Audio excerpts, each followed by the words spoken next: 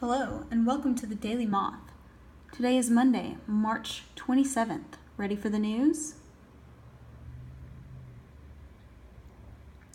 Today we have 4 top stories.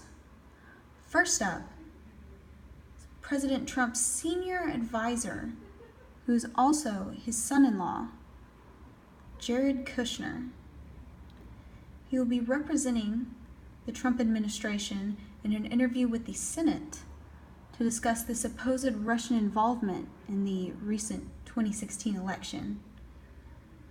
The reason that Kushner will be representing Trump is because so far he has been the point of contact for the various foreign governments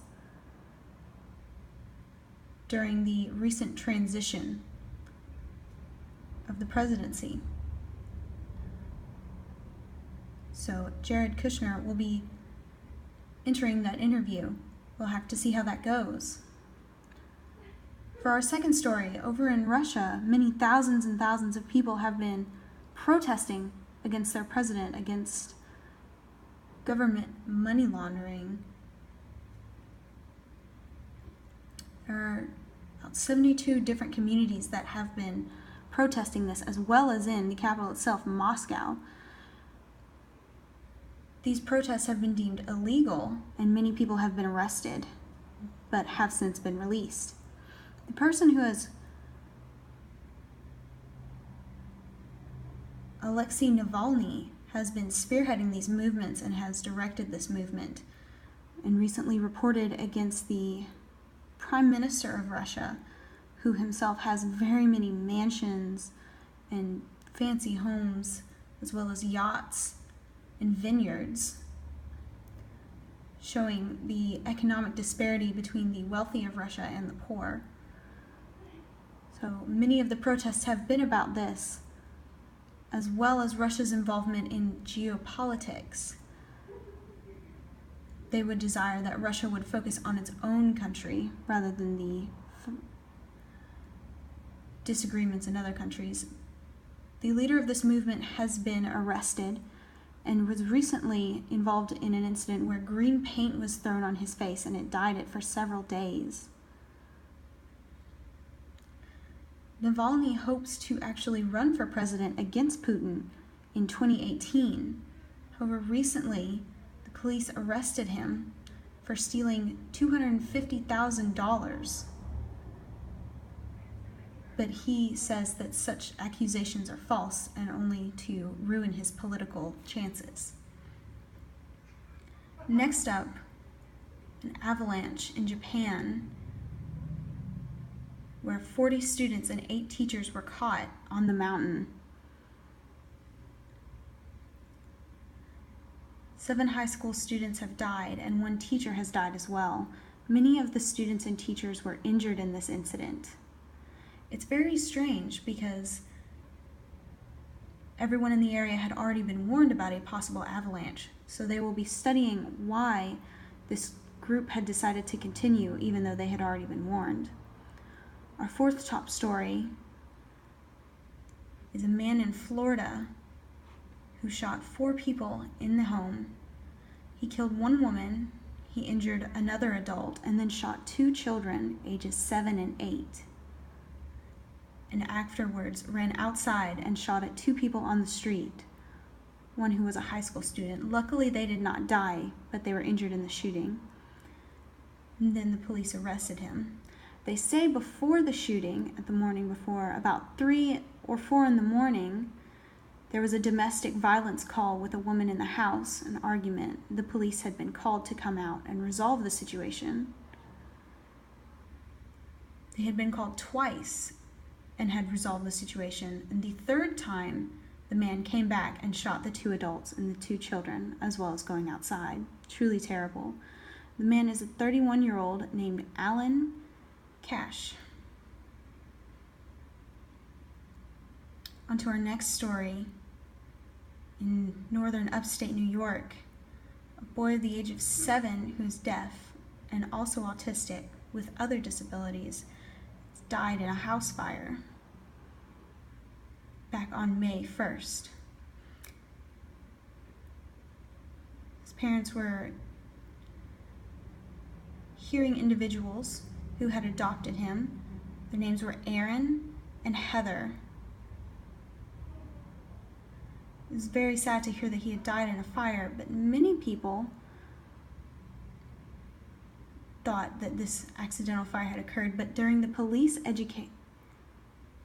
investigation, they have now stated that the parents killed the boy and set the fire to cover up the murder.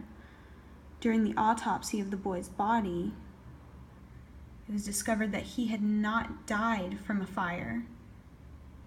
He had no signs that he had died from fire-related causes, but it was from something else.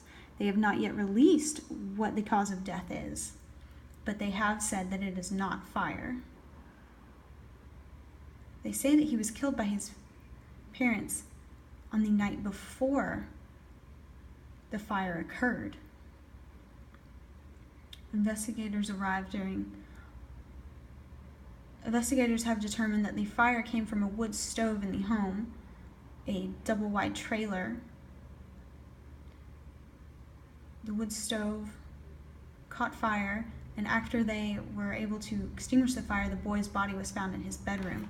When the researchers arrived, they noticed that there was a strange white flag.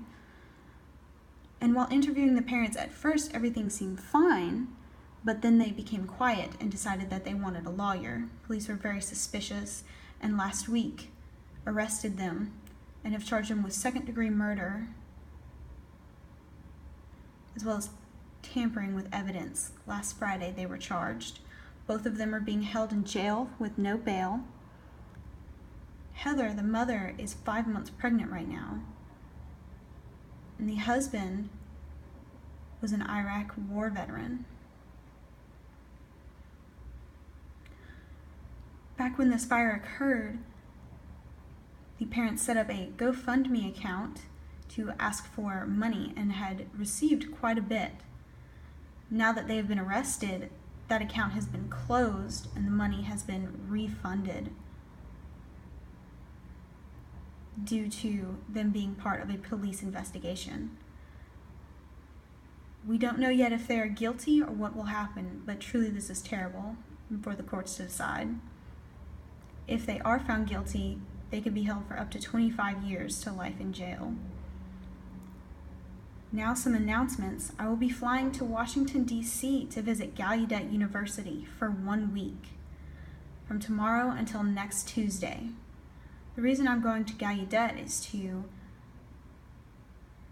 record a few different features and programs. This weekend is the Gallaudet National School Bowl tournament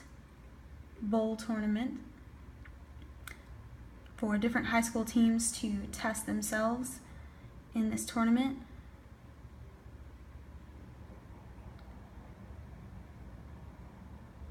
There will be competitions on Sunday as well as Monday that I will be recording.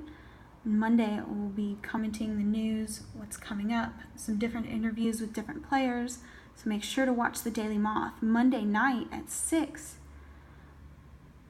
the Gallaudet University will be live streaming the event, and I will be the host of this event for you all to watch live, which is very nice. I'll give you more specific links and information later to see what that'll look like. I'm very excited to see these high school students. So I will be flying out tomorrow, which means that there will not be any normal Daily Moth news for tomorrow, Wednesday, or Thursday. So I will hopefully be recording some news this weekend. So it'll be a little disjointed and separated. I hope to post some short things on Facebook, so make sure to follow the Daily Moth on Facebook. So that's all for today. We'll see you later this weekend. Stay with the light.